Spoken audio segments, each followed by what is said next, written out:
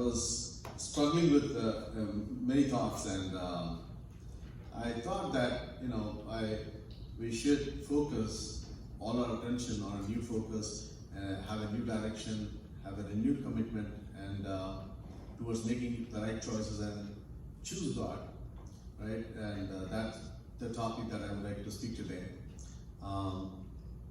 There is in Philippians 3, 12 to 14, Paul talks about a few things that really comes to anybody's life, right?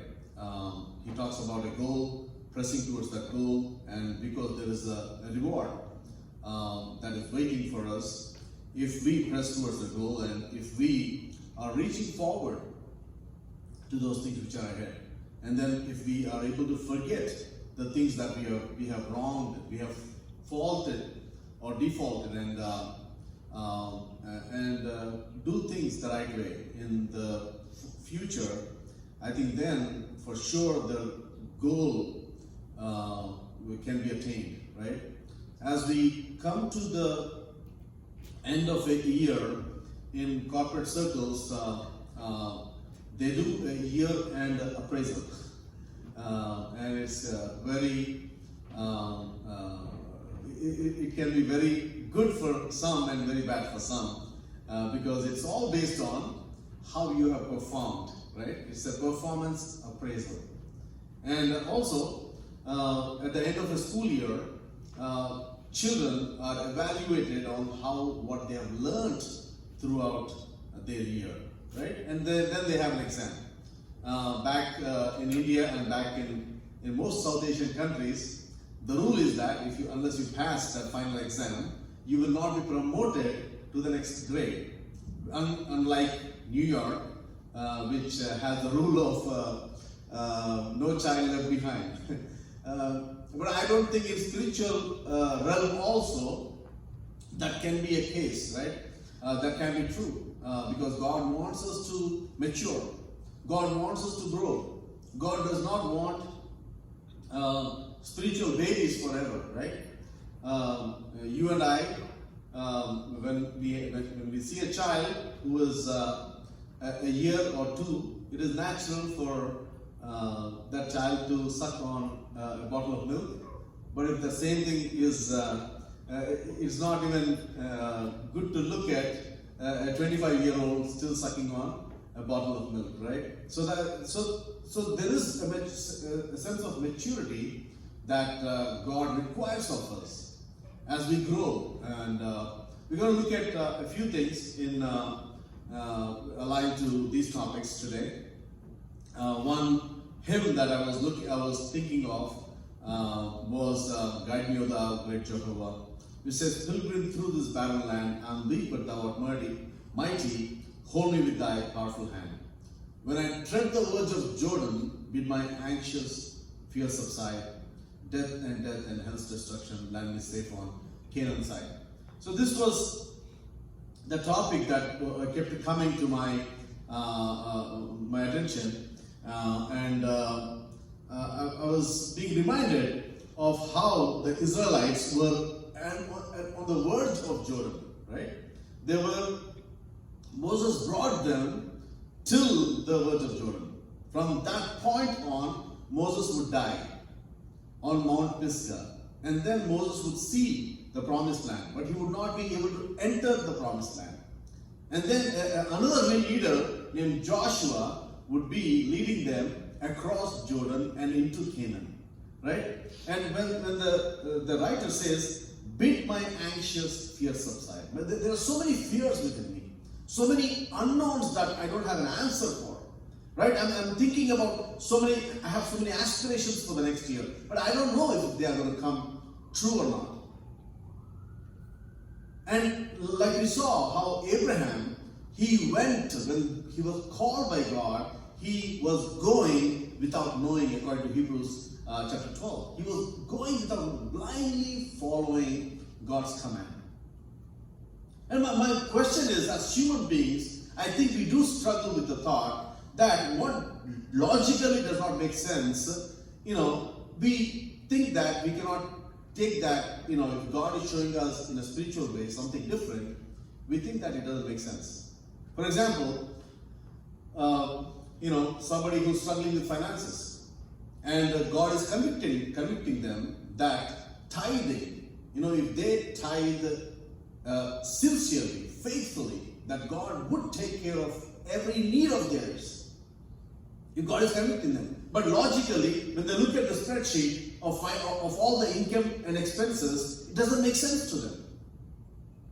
At that point, you and I need faith like Abraham, where we have to go without knowing. We don't know if it's going to work out. If that big chunk of money, if I put it into the house of God, into the offering box, will I be able to survive? Is the question that you and I will have to rely on God for. We have to draw strength and faith from God in those matters. And then in Joshua chapter 24, here Joshua is calling them to decide. He's calling the people of God. He's saying, you know what? I am 110 years old now. Moses led you across the Red Sea and he died. I have led you across River Jordan, across the walls of Jericho, across so many things. I've led you, and now it is time for me to die. And he said, now therefore, fear the Lord and serve him in sincerity and in faithfulness. Put away the gods that your fathers served beyond the river and in Egypt, and serve the Lord. And if it is evil in your eyes to serve the Lord, choose this day whom you will serve. Choose this day. And my challenge to us is, we got to make a choice. This day. Choose this day whom you will serve. Serving God is a commitment. It's a total commitment. It's like, it's a total commitment with no loss to you. Believe me. I heard one preacher talk about, like a beggar, right? A beggar, a woman that is begging, right? Has a bowl where she is begging for money, and people who pass by, they drop pennies into her bowl, and she has maybe like 2 or 3 pennies in her bowl, and then a handsome, a prince, a rich prince, right? A mighty prince, he comes and he says, hey woman, I would like to marry you. I would like to marry you. All that is mine is yours. All that is yours is mine. Whatever you have, give it to me. And whatever I have becomes yours. That is the kind of choice that God is asking us to make. And we are so selfish and so blind and so idiotic sometimes that we are not willing to give those 3 pennies to God. And we are like, Lord, you want me to give these 3 pennies? This is all I have. I don't know how life will be without these 2 or 3 pennies. And there he is willing to give everything that he has. And you are bargaining with God. What you have, what I have, is filthy rags like a homeless man. He doesn't have a place to stay. All that he has is stink. That is what we bring when we get into a relationship with Christ. Stinking, dirty clothes. All our righteousness is like filthy rags. In spite of that, he embraces and he calls us into a relationship. And we are like bargaining. Lord, you want me to give this dirty rag out? Imagine how foolish we are. And here, Joshua says, guys, it's been a long time. I don't know about you. I don't know about you. I don't even think you will today, even after me telling you so solemnly, so seriously, that you will actually consider to serve God. I don't think so. But you know what? As for me and my house, we will serve the Lord. That's it. And immediately, the moment he said that, they said, for it be from us that we should deny and reject a living God and serve idols, they said. Far be it. And to some extent they were true. Because they served the true God till Joshua died. And then they served the true God until some of the elders died that served with Joshua, under Joshua. They served till the last godly man died. And then what happened? Let's see Judges chapter 2 verse 6 to 10. The death of Joshua. When Joshua dismissed the people of Israel went each to his inheritance to take possession of the land. And the people served the Lord all the days of Joshua. And all the days of the elders who outlived Joshua, who had seen all the great work that the Lord had done for Israel. And Joshua the son of Nun, the servant of the Lord, died at the age of 110 years, and they buried him within the boundaries of his inheritance in Timnath Heres, in the hill country of Ephraim, north of the mountain of Gash. And all the generation also were gathered to their fathers. After that, what happened? There arose another generation after them who did not know the Lord or the work that he had done for Israel. Apostasy. Godless generation. How could that happen? Analysts have said that if the Christian church slept for 20 years, if they did not stand on their convictions, if they not went according to the beliefs, according to how God was leading them, and lived a selfish life all through their lives for 20-25 years, if a church did that, a generation within the church will be born that will not know who Christ is and what he did for humanity. That's exactly what can happen. And you and I are at the verge of this 2020. And if we don't make the commitment this day, if you don't choose, if this day, today, 29th of December, if you don't make that choice of complete surrender to give up your dirty rags and your pennies and cents and embrace that God who is pouring out all his riches on you, if you do not decide today,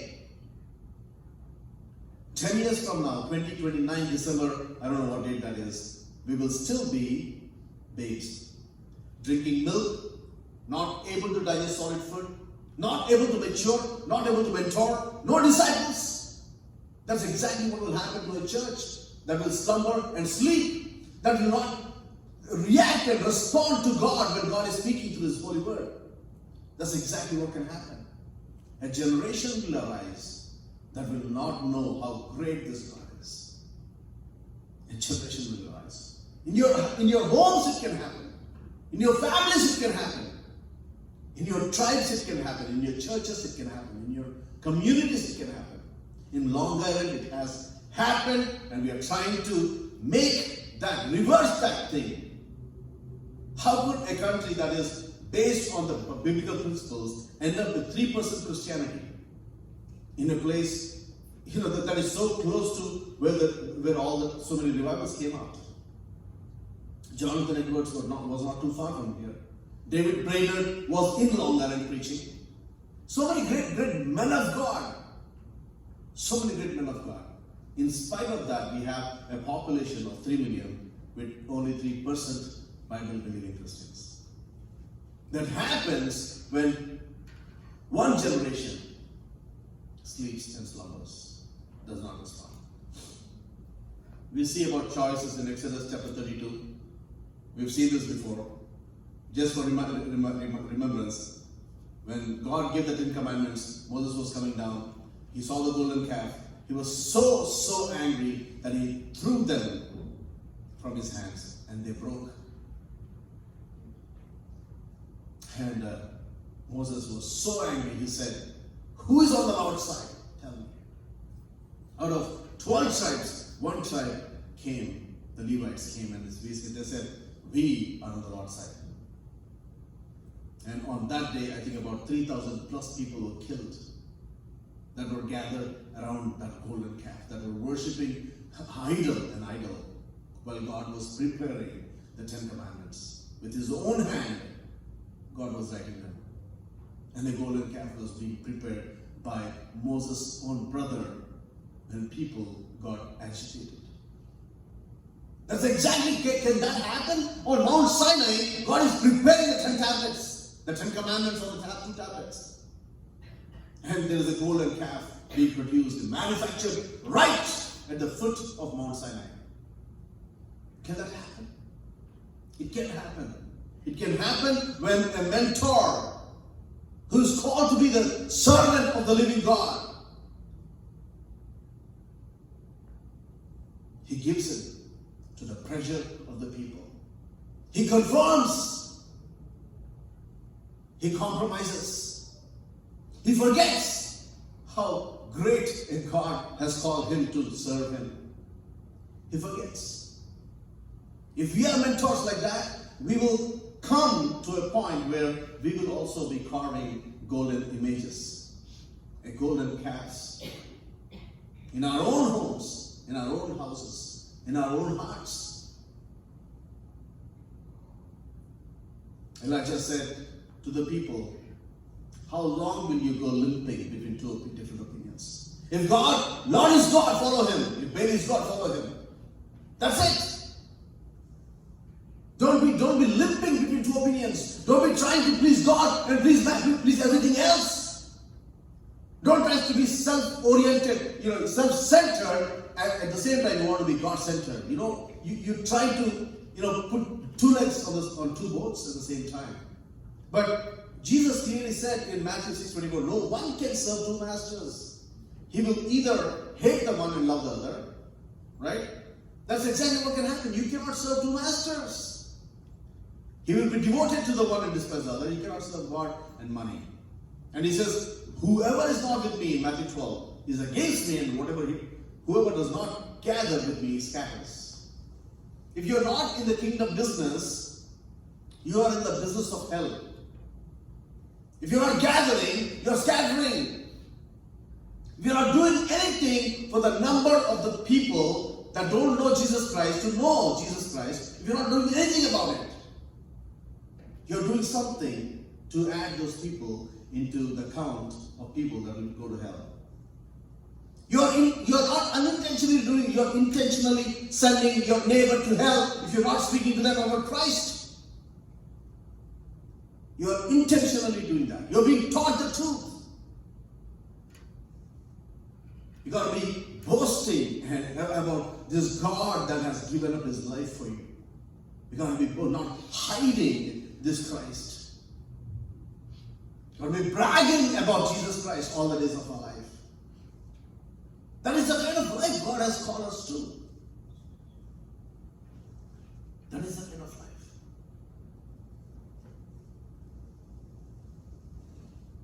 To be silent about the gospel, to be silent about Jesus, is to be scattering. You're not gathering. Are you on the Lord's side? You think you're on the Lord's side, but I guess not. Choose today. Let today be the day you will choose a total commitment. No more of my own life. No more of me-centeredness. No more. In Proverbs 14:12, it says, there is a way that seems right to a man. There is a way that seems right to a man. We are so wise, right? We can tell God, how to work finances out. You can tell God why you're not able to tithe. You can tell God why you're not able to pray. You can tell God why you're not able to go out and preach the gospel. We have an excuse for everything that we are doing against the will of God. We have an excuse. And that is the way that seems right to you. But, the end of it is going to be destruction, death, disappointment, discouragement. You will never be able to thrive in your life when you're satisfying your own self. When you're you-centered, when I'm I-centered, when I'm just thinking about me and myself. As for me and my house, we will serve ourselves. That should be the placard on my house, on most of the houses. You should grab the guy who's selling, Joshua 24:16 and say, you got to stop doing that because these guys are just putting it in their houses. They don't live it. They don't mean it. They're not gathering, they're scattering these guys. They're playing a whore, committing adultery, spiritual adultery. Playing with the living God. Playing with God, who is a consuming fire. And you think, the way that you think is right? I guess not. I guess not.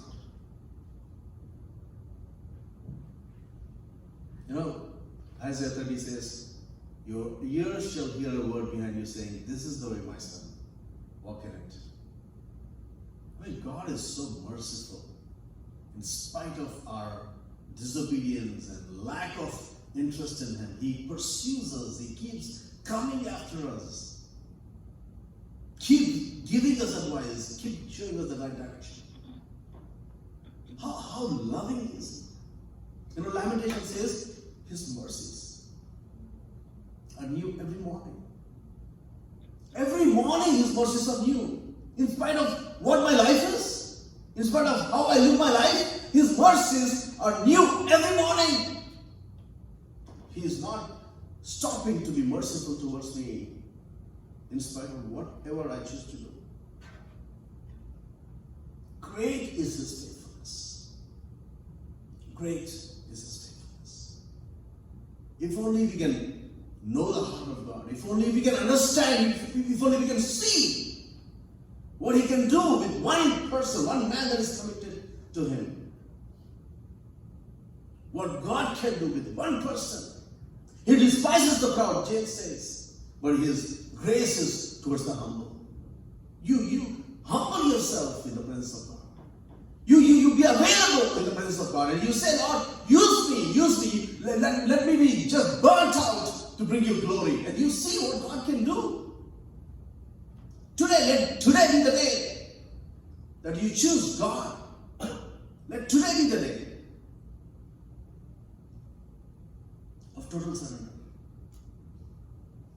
Hebrews talks about chapter 5,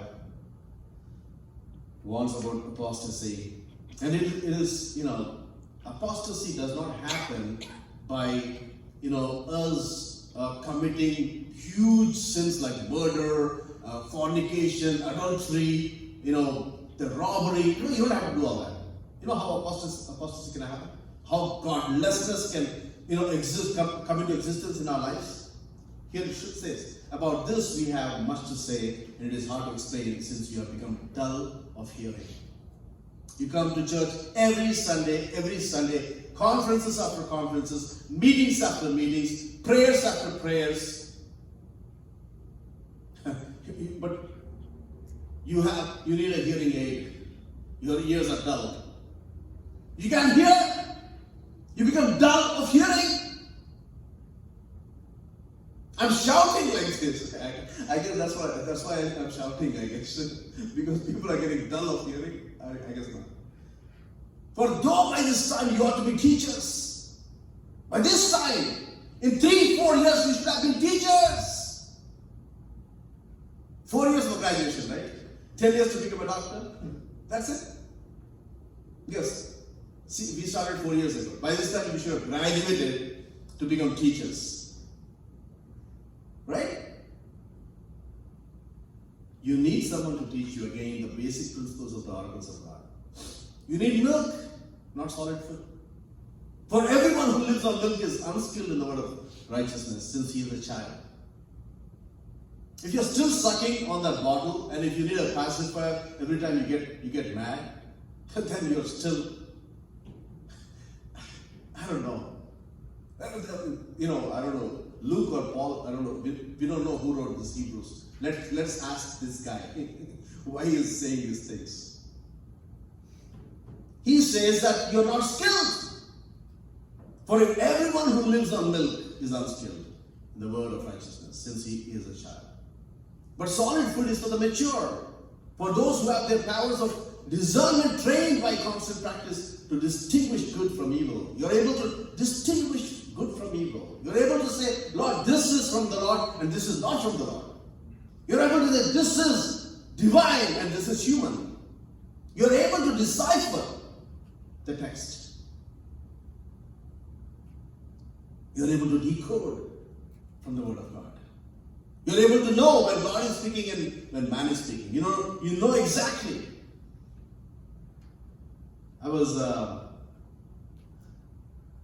hearing about this conversation between Eve and Satan, and I don't know, I didn't check it, but when Satan said, did God really say so? Right? You know what Eve's response was?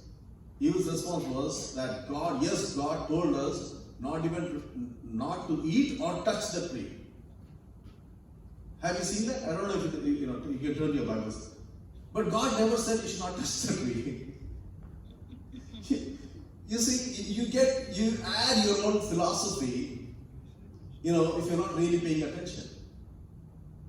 You're dull of hearing. You forget about mentoring. You're not even eating solid food for yourself. You're not able to fend for yourself. You're still waiting for mama to put that bottle in your mouth. That's what he's saying. I'm not saying that. Hebrews 5. Remember that. Every end of the year, right? I think we should look at Hebrews 5 and say, am I still drinking milk? Or am I actually feeding on something strong? Am I actually still waiting for mommy to feed me? Or am I actually helping somebody else? Are you mentoring? Or are you still being a disciple? That's the question. Have you grown? Have you matured from being a disciple to a discipler? That's the question of Hebrews 5. I think that should be a self-examination for us every year. Am I still on formula, on the bottle, on the pacifier, or am I growing? 3 things that I would mention about growing is, other than prayer, right? Prayer is of prime importance, but we are not touching that here. But for your day-to-day life, 3 things that I would like to remind is scriptural intake. Like, that's your spiritual food, right? Like, we eat burger for lunch and what do you call, not munchkin, something else for breakfast, bread and eggs, whatever, right? Like that is our natural man. Spiritual man needs spiritual food that comes from the entree, right? When you go on an app on YouTube, you listen to all those messages, right? Those are like snack and supper, right? Those are not the entree. That's not the main course. The main course is here. Anywhere else you would want to get the message of God, those are like light snacks. This is your main course. But if you're snacking all the time and not eating with your main course and not getting your vitamins and minerals, then you'll end up in a spiritual hospital. That's exactly what will happen. And God will look at you and say, okay, he'll do a blood test and say, you know what, you've not been eating your main course. You've been like fries and pizza all the time. You can't live like that. Your main course has to be the Word of God. And Job says, look at what Job says. I have not departed from the commandment of his lips. I have treasured the words of his mouth more than my necessary food. Meaning to say that he would not touch his necessary food before touching this Word of God.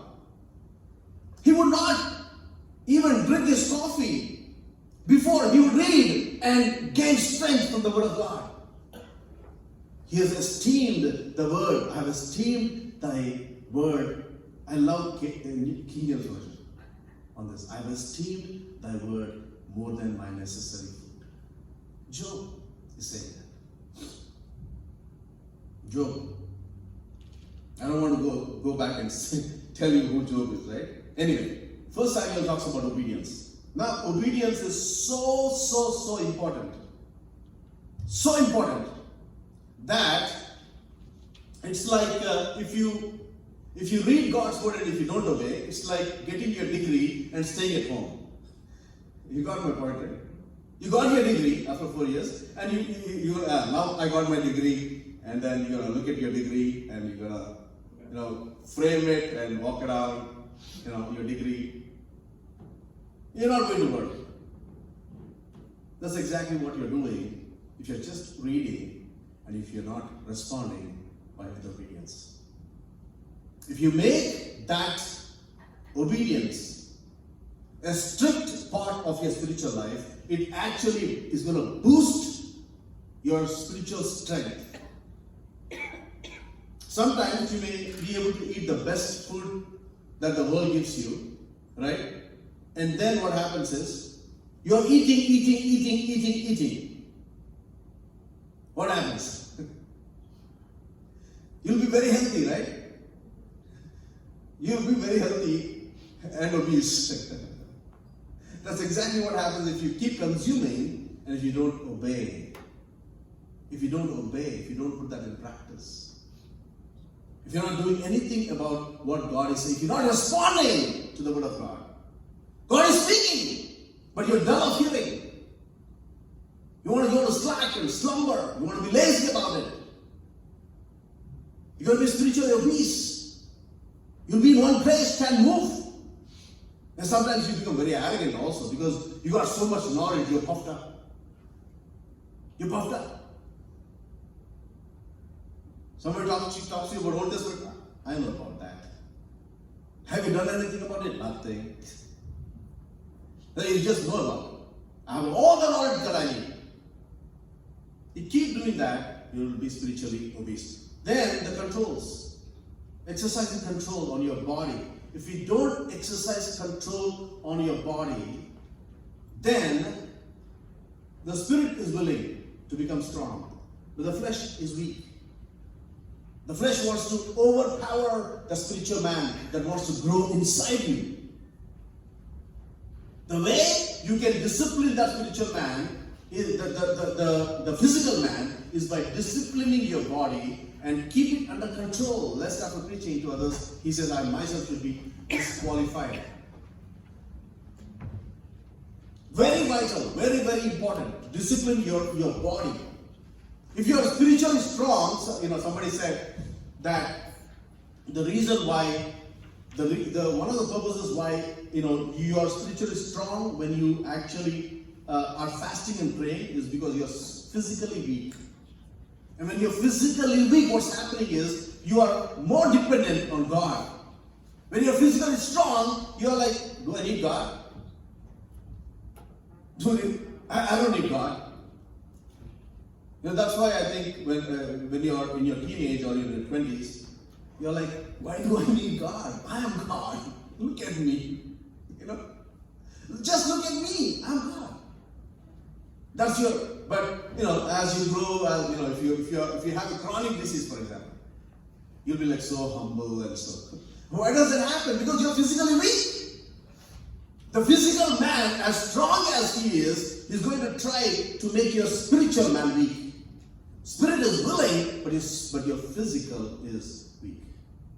Right? It does not want to respond to God's call. So if these three things, there are so many other things, like prayer is there. And there is worship, right? Don't be just worshiping in the church. Worship in your closet. Be a worshiper at home. I would be a worshiper at home rather than be a show here. If I'm not lifting my hands in the presence of God in my closet, and if I'm just lifting my hands here, I don't know. I can't judge you, but I don't know about that. There are so many other things. There's prayer life, spiritual disciplines, right? Spiritual intake, we talk about that. Then there is prayer life. First of all, brethren, pray. Let intercessions be made. That's also first of all. And there is worship. I keep telling so many people about this. Be a private worshiper before you become a public worshiper. In your private, are you worshiping God? That is what God is looking at. God is looking at, He is looking for true worshippers. John 4 is an amazing chapter. He says, God is looking for true worshippers. Maybe because there are false worshippers. There are people who are pretending like they are worshipping. I don't know why they do that, but God is looking. There are false worshippers. There are worshippers who want to be seen by people. God is not looking for those kind of worshippers. He's looking for true worshippers. There's so many other things that you can look at, but these are the three things that I thought as we are on the verge of Jordan. We don't know how deep that river Jordan is. We don't know what will we get into in 2020. There are so many unknowns as we are at that cusp of the new year. I think if we can concentrate on these things, I think we will spiritually, if you do a self-evaluation in December 2020, I am going to say that if you focus on these things, you will spiritually be strong. Your blood report is going to come clean. Your blood pressure will be 80, 120. Your, systolic, diastolic, whatever, everything will be in control. Everything. Spiritually, you will be like an athlete. No doubt about that. No doubt about that. 1 Peter 4, one of my favorite verses. Since 2002, believe it or not, since 2001, I heard a man of God speak this verse, and it pierced into my heart. That I should no longer live the rest of my life towards the lust of men, but the will of God. Can we make that commitment? Christ did not die in vain. If you believe that, you will make a commitment to Christ and say, Lord, for the rest of my time, I'm not going to live unto the lust of men, but unto the will of God. Because for a long time, for enough of my past, I've fulfilled the lust of men. When we walked in lewdness, lust, drunkenness, revelries, drinking parties, and abominable idolatries, for we have spent enough of our past lifetime. All the 90s have gone, living in drunkenness, living in lust. All the 80s have gone. All the 70s have gone. 2020, will that be a year where you will say, Lord, I will no longer live the rest of my time in the flesh for the lust of man. No longer, Lord. I want to find my purpose of existence. I want to be obedient, Lord, to your call. I want to know you deeper. I want to look like Job. I want to esteem your word more than my necessary food. Like the deer pants for the waters, my soul should pant after thee. You alone are my strength, my shield. You alone, Lord.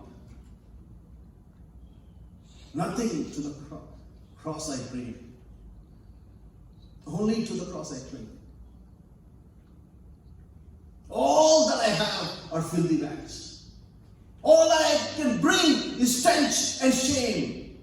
God, speak to me today. Won't you change my heart today? As I enter this new year, won't you give me that boldness like Joshua to say, this day, as for me and my house, this day, as for me and my house, we will serve the Lord. Finally, Jackson was a missionary to Burma. Came to India first, met William Carey, and then with his blessing moved to Burma. And all his life was sacrifice. By the time he finished his mission on earth, God's mission for him, God's calling for him, by the time he did that, he lost everything. Practically everything. Wife, children, everything. And he says, there is no success without sacrifice. Unless you are willing to sacrifice today, you cannot be aiming to become spiritually successful. You cannot. And he says, if you succeed without sacrifice, it is because someone has suffered before you. And if you sacrifice without success, it is because someone will succeed after you. I take great strength from that.